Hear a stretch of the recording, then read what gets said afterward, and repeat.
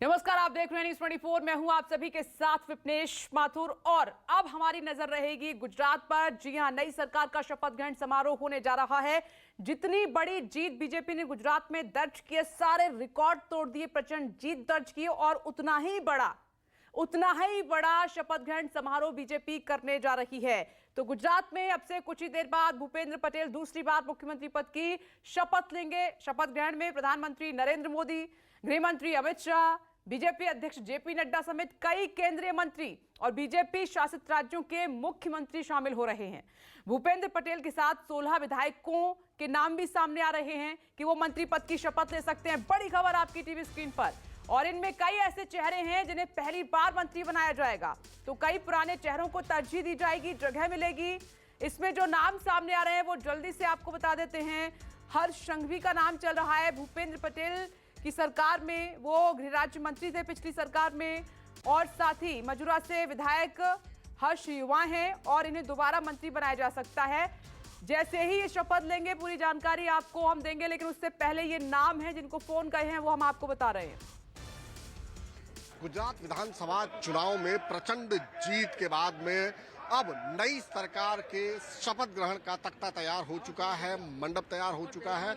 मैं इस समय उसी जगह पर मौजूद हूँ। शपथ ग्रहण समारोह के स्थल पर गांधीनगर का हेलीपैड ग्राउंड है ये। यहाँ पर आप देख सकते हैं जहाँ पर विशाल संख्या में लोग बैठ सके इस तरह का एक डोम बनाया गया हुआ है। और शपथ ग्रहण की अगर मैं बात करूं तो 3 स्टेज आपको दिखाई दे रहे होंगे यहाँ पर शपथ ग्रहण समारोह में के लिए। जो पहला मुख्य स्टेज है जहां पर इस समय आपको काफी हलचल दिखाई दे रही होगी। सुरक्षाकर्मी और तमाम लोग यहां पर इस समय अपने तरीके से तमाम जांच पड़ताल कर रहे हैं। ये है मुख्य स्टेज शपथ ग्रहण समारोह का। इसके बाईं तरफ आपको जो स्टेज दिखाई दे रहा है वहां पर तमाम बीजेपी शासित जो राज्य हैं उनके मुख्यमंत्री और जो और मुख्य मेहमान है, महत्वपूर्ण अतिथिगण हैं, उनके बैठने का तख्ता है। और इसके अलावा जो एक और स्टेज आपको बाईं तरफ दिखाई दे रहा है वो है साधु संत और अन्य मुख्य अतिथि गणों के और तमाम समाज के जो अग्रणी लोग हैं उनके बैठने के लिए मंच बनाया गया है। कुल 3 मंच बनाए गए हैं। यहाँ पर आपको दिखाई दे रहा होगा प्रधानमंत्री नरेंद्र मोदी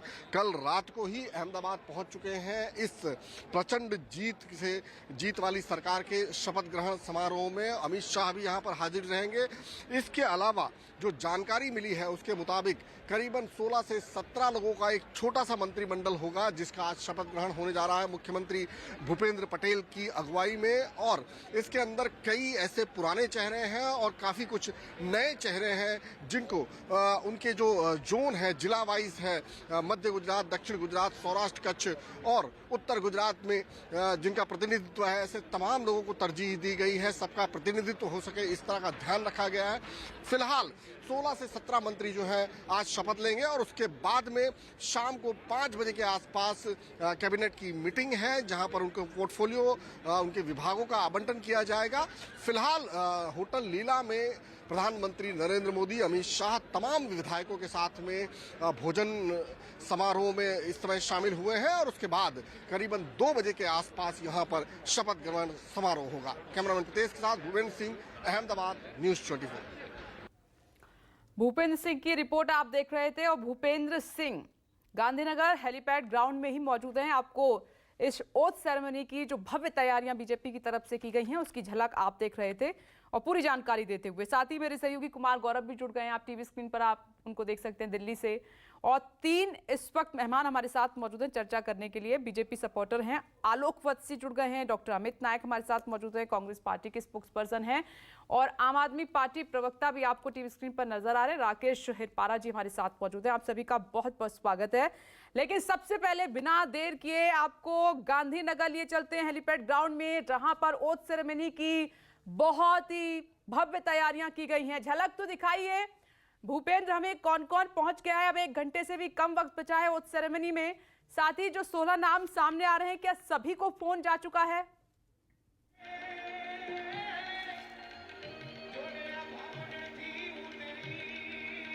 देखिए, तैयारियां लगभग पूरी हो चुकी हैं। बस मेहमानों के आने का सिलसिला लगातार जारी है। 2 बजे का समय रखा गया है यहाँ पर शपथ ग्रहण समारोह के लिए। जो 16 नाम हमने बताए थे उसके मुताबिक इन लोगों को फोन जो है वो जा चुका है, जिसमें ऋषिकेश पटेल, कनु देसाई, मुरु मेहरा, बलवंत सिंह राजपूत, कुंवर जी बावलिया, जगदीश पंचाल, राघव जी पटेल, पुरुषोत्तम सोलंकी, भानुबेन बाबरिया, कुबेर डिड्डो और मुकेश पटेल, हर्ष संघवी, भिकू परमार, प्रफुल्ल पसेरिया और कुंवर हलपति और बच्चू भाई खावन। ये ऐसे नाम है 16 जिनको फोन जाने की बात जो है खबर आ चुकी है। 10 बजे के आसपास मुख्यमंत्री के निवास स्थान पर इनकी एक बैठक भी हो चुकी है। अब कुछ ही देर बाद ये तमाम के तमाम मंत्री मुख्यमंत्री भूपेंद्र पटेल के साथ अपनी शपथ लेंगे। मैं आपको नज़ारे दिखाने की कोशिश करूंगा। आप देख सकते हैं कि यहाँ पर मेरे दाहिनी तरफ आपको जो दिखाई दे रहे हैं, ये तमाम लोग उनके परिजन हैं। पूरा जो है जो विशाल मंडप, विशाल डोम बनाया है, वो दिखाई दे रहा होगा कि कार्यकर्ताओं से अब एक करके भरने लगा है। इसके अलावा दूसरी तरफ मैं आपको दिखाने की कोशिश करूंगा जो मुख्य स्टेज है, वो अगर आप देखेंगे तो यहाँ पर भी तमाम गुलदस्ते और फूल सजावट के इस समय लगाए जा रहे हैं। ये मुख्य स्टेज है जो आप इन समय तस्वीरों में देख रही हैं। यहाँ पर फिलहाल मैं बता दूं कि 28 कुर्सियां रखी गई हैं। हालांकि 16 मंत्री शपथ लेने वाले हैं। उसके अलावा राज्यपाल, मुख्य सचिव, प्रधानमंत्री अमित शाह, ऐसे तमाम डिग्नरीज होंगे। इसलिए थोड़ा सा यहाँ पर लोगों में कुतूहल बना हुआ है कि आखिरकार इतनी कुर्सियाँ क्यों है। इसमें हो सकता है सिक्योरिटी पर्सन जो है उनकी भी गिनती होगी और ये तमाम चीज़ें रहेंगी। इसके अलावा जो दाईं तरफ का स्टेज है वो मैं आपको दिखाने की कोशिश करूंगा। आप देखिए, बीजेपी अक्सर इस तरह के बड़े समारोह में साधु संतों का आशीर्वाद जरूर लेती है। इस समय साधु संत जो बने हुए हैं आपको स्टेज पर दिखाई दे रहे हैं कि किस तरह से उनका पूरा का पूरा एक जो है वो हर अलग अलग संप्रदाय के लोग हैं। स्वामीनारायण संप्रदाय से हैं, ब्रह्म कुमारी से हैं, बाकी अलग अलग संप्रदाय के लोग हैं, वो भी तमाम जो है यहाँ पर आपको दिखाई दे रहे हैं। तमाम लोगों ने अपना स्थान भी ले लिया है। तो ये एक पूरा एक साज सज्जा की गई है। बाईं तरफ का एक स्टेज है जहां पर अभी लोग आए नहीं हैं, वो है बीजेपी शासित मुख्यमंत्रियों के लिए, और बाकी के जो तमाम संतरी और मंत्री होंगे, जो मुख्य मेहमान होंगे, अतिथिगण होंगे विशेष, उनके लिए बनाया गया है। तो ये तमाम चीज़ें जो है यहाँ पर तैयारियाँ पूरी हो चुकी हैं। बस अब इंतज़ार है कि मुख्यमंत्री अपने तमाम जो है 16 सदस्यों के साथ में यहाँ पर आए और अपना जो शपथ ग्रहण समारोह है उसका सिलसिला शुरू हो। मैं बता दूं, इसके पहले प्रधानमंत्री अमित शाह और बाकी तमाम विधायकों ने यहाँ पर एक होटल के अंदर भोजन समारोह किया है और इस शपथ समारोह के बाद में आज 5 बजे भूपेंद्र पटेल सरकार, जो कि नई सरकार गठित हो रही है, आज उसकी पहली कैबिनेट बैठक भी होने जा रही है और उसके अंदर माना जा रहा है कि तमाम मंत्रियों को उनके विभागों का बंटवारा भी किया जा सकता है। तो फिलहाल इंतजार है 2 बजे का। तस्वीरें दिखाते रहिए क्योंकि जश्न कैसे जीत का मनाया जाता है, कोई बीजेपी से सीखे।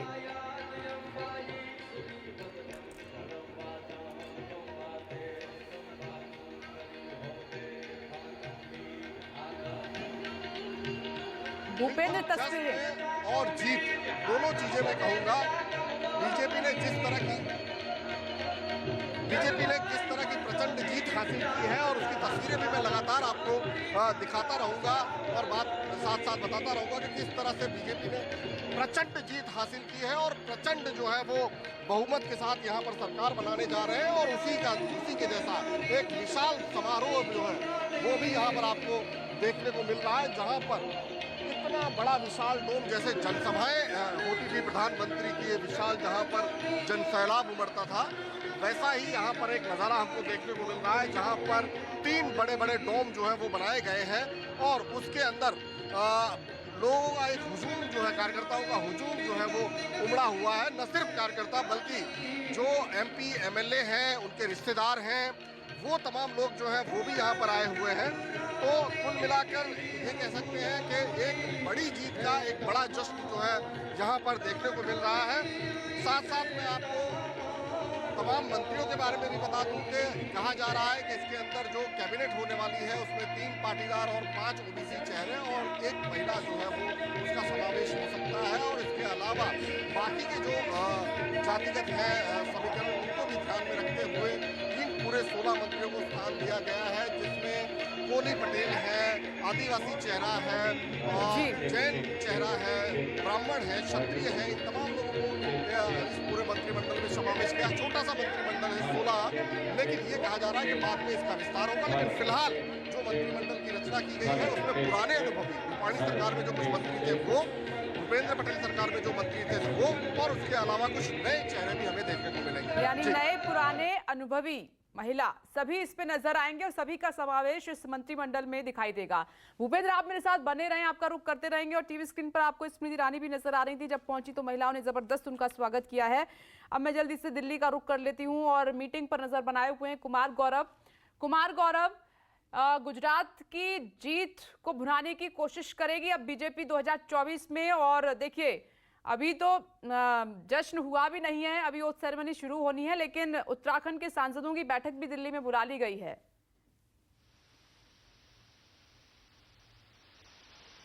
बैठक बुलाई गई थी है और कल त्रिपुरा के तमाम नेताओं की बैठक हुई थी। अगले चुनाव की तैयारी हो रही है। लेकिन बहरहाल गुजरात की अगर बात करें तो गुजरात को हिंदुत्व की लेबोरेटरी कही जाती थी, प्रयोगशाला कही जाती थी।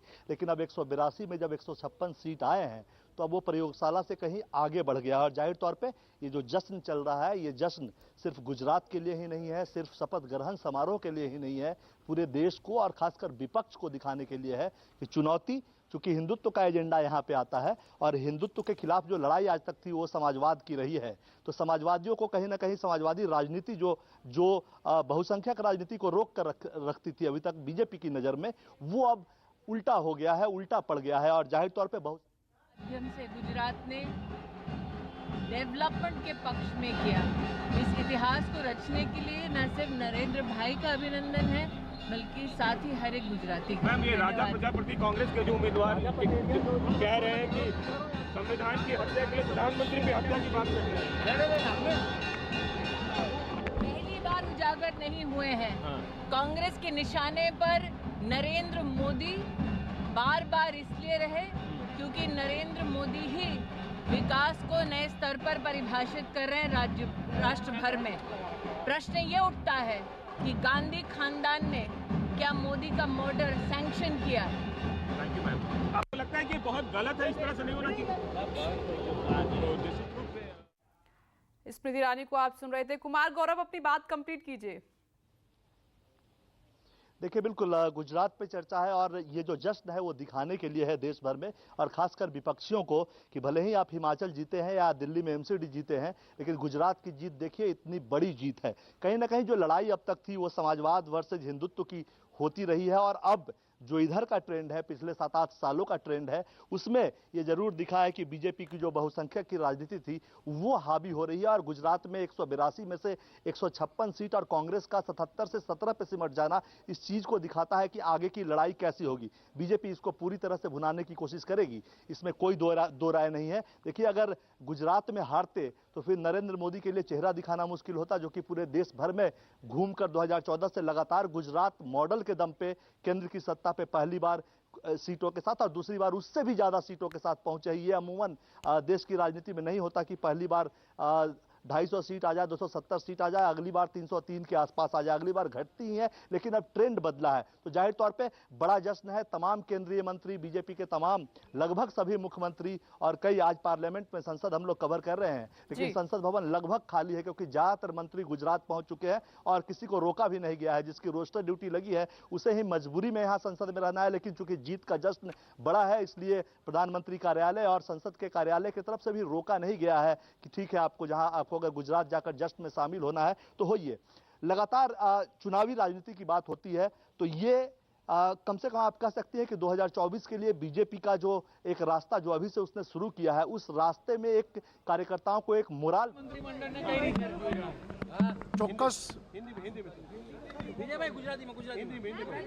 नया मंत्रिमंडल जो है, ये मुझे लगता है कि अलग अलग सौराष्ट्र, मध्य गुजरात, दक्षिण गुजरात और सब प्रतिनिधि को साथ में रखते हुए ये प्रतिनिधि नया मंत्रिमंडल अवश्य बैलेंसिंग है और भूपेंद्र भाई की सरकार इस मंत्रिमंडल के आधार पर अवश्य विकास करेगी, ये स्पष्ट है। और ये पार्ट 1 है, बाद में एक्सटेंशन भी होगा और अभी 16-17 लोग जो शपथ ले रहे हैं, इसके बाद बाकी का भी आने वाले दिन में पार्टी सर कह 8 पाटीदार और 6 ऐसा कुछ अब 156 ऑल आर इक्वल। सर नहीं 8 पाटीदार मंत्री बन रहे हैं। मंत्रिमंडल बनेगा। 16-17 लोग शपथ ले रहे हैं। अच्छा क्या समीकरण रह गए पूरे मंत्रिमंडल बनाने में? क्या नहीं ऐसा नहीं है, ये ऐसी ही पद्धति होती है। जब जनरल इलेक्शन होता है, बाद में स्टेप बाय स्टेप विस्तरण होता है। सर और भी लोग शामिल हैं। 16 एक्स सीएम आप विजय रूपाणी को सुन रहे थे। अब मैं आती हूँ अपने सहयोगी का दोबारा रुक करूँ, उससे पहले चर्चा की शुरुआत कर लेते हैं। आलोक वत्स जी, ये ओथ सेरेमनी है या शक्ति प्रदर्शन हो रहा है जीत का? देखिए, अभूतपूर्व प्रदर्शन का अभूतपूर्व जश्न है। आप मानिए कि 27 सालों का incumbency factor, anti incumbency factor, उस पर यह प्रचंड बहुमत, लोगों का विश्वास किस कदर भारतीय जनता पार्टी के सिद्धांतों पर है, कार्यों पर है, कार्यशाली पे है, इस अभूतपूर्व जीत का तो जश्न अभूतपूर्व होना ही चाहिए और वो हो रहा है। अपोजिशन का ये कहना है कि ओथ सेरेमनी शालीनता से भी हो सकती है, लेकिन बीजेपी ढिंडोरा पीटती है। आखिर ये इतना बड़ा जश्न किस बात का? देखिए, जब आपके घर कोई शादी समारोह होता है तो आप अपने सारे रिश्तेदार और जान पहचान वालों को बुलाते हैं। तो हमारी पार्टी विश्व की सबसे बड़ी पार्टी है। 18 राज्यों में हम शासन कर रहे हैं, केंद्र में शासन कर रहे हैं। तो अगर न्योता सीमित भी देंगे तो भी बड़ा हो जाएगा, और अन्य दलों का तो दायरा ही सिमट गया है, तो वो क्या बुलाएंगे, कहां से बुलाएंगे? तो इसलिए हम इस चीज को वैसे लेते हैं, जब अपने परिवार में कोई जश्न का माहौल होता है तो सबको बुलाया जाता है। उस हिसाब से ये हम बड़ी पार्टी है तो हमारा जश्न बड़ा हो गया है, और अभूतपूर्व जश्न भी है। ऐसा रिकॉर्ड तो किसी ने बनाया नहीं हिंदुस्तान में जीत का। ये तो बात इस सच सबके है कि कारण बीजेपी ने पिछले 2 रिकॉर्ड तोड़ दिए। एक तो अपना ही तोड़ दिया है, 2002 का 127 सीटें जीती थी, और एक 1985 का माधव सिंह सोलंकी का रिकॉर्ड भी तोड़ दिया है। ये अभूतपूर्व जीत है और लैंडस्लाइड विक्ट्री की तरफ बढ़ी बीजेपी। लेकिन एक सवाल और मैं यहाँ पर पूछना चाहती हूँ आलोक जी, ये जो सीटें मिली हैं 157 आपको, क्या ये 24 में भुनाने की कोशिश कर रही है बीजेपी? क्योंकि ऑपोजिशन हमेशा बोलता रहा है कि हर वक्त चुनावी मोड में बीजेपी रहती है, हर वक्त, कि अभी जश्न तो मना भी नहीं है और आपने राज्यों की मीटिंग दिल्ली में शुरू भी कर दी है। सांस नहीं लेती मतलब बीजेपी बिल्कुल भी। मुझे एक चीज बताइए विपनेश जी, गायक गाना नहीं गाएगा तो क्या करेगा? क्रिकेटर क्रिकेट नहीं खेलेगा तो क्या करेगा? पॉलिटिकल पार्टी जनता से कनेक्ट नहीं करेगी तो क्या करेगी? और हमारे पास तो वैसे ही बहुत बड़ी फौज है, अगर इनको हम किसी काम में नहीं लगाए रखेंगे तो ये बिगड़ जाएंगे।